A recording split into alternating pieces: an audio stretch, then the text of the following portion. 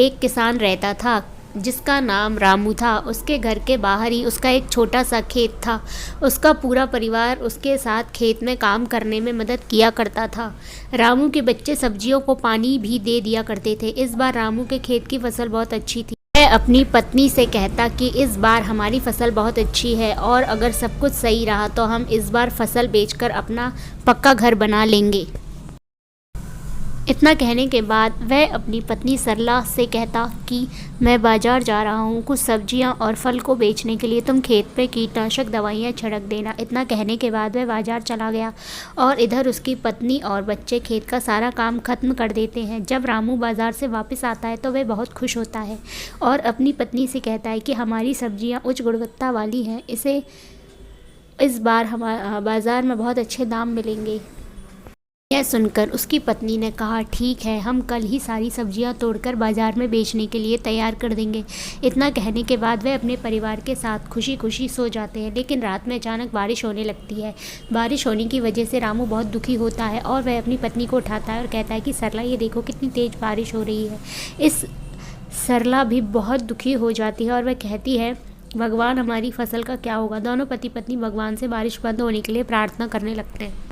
दोनों पति पत्नी भगवान से बारिश बंद होने के लिए प्रार्थना करने लगे, लेकिन बारिश रुकने का नाम ही नहीं ले रही थी।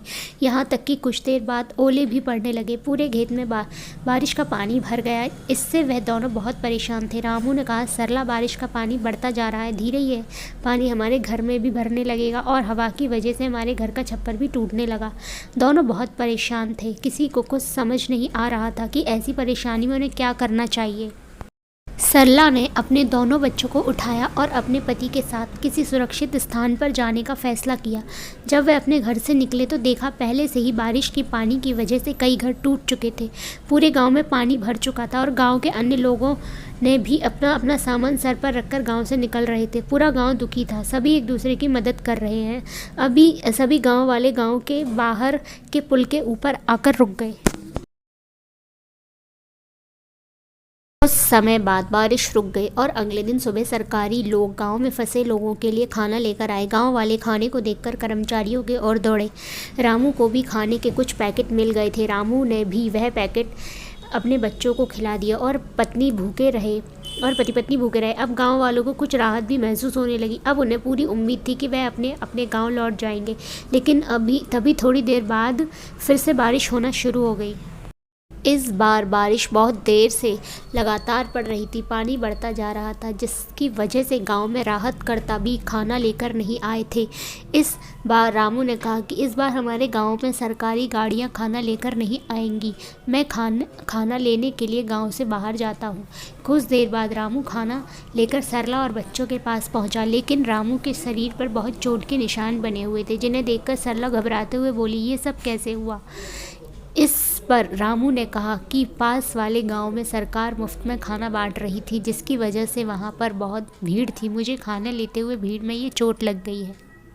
ना सुनकर सरला रोने लगी और कहने लगी, जो हाथ अनाज उगाते थे आज वह खुद अनाज के लिए परेशान है। कैसी निधि स्थिति आ चुकी है। रामू ने सरला को समझाया और कहा कि तुम घबराओ मत, सब कुछ जल्दी ही ठीक हो जाएगा। इसके बाद रामू ने अपने बच्चों को खाना दिया, लेकिन बच्चों ने कहा, आप भी इसमें से हमारे साथ खाना खाइए, क्योंकि आप दोनों ने कल से कुछ भी नहीं खाया है। बच्चों ने सरला और रामू के साथ खाना खाया। ये देखकर सभी को बहुत अच्छा लगा। सभी का हंसता खेलता परिवार पूरी तरह से परेशान था। इसके बाद धीरे धीरे बारिश कम होने लगी और सभी गांव वाले अपने अपने घर लौटने लगे। जब रामू अपने परिवार के साथ घर पहुंचा तो देखा रामू का पूरा घर उनका टूट चुका था। इस पर सरला बहुत ज़्यादा दुखी थी। रामू ने कहा कि हम पर घर फिर से बनाएंगे। सरला ने कहा, और खाने के लिए कहाँ से लाएंगे। बच्चों ने कहा कि अभी भी कुछ सब्जियां खेत में बची हुई हैं, हम उनको तोड़कर ले आते हैं।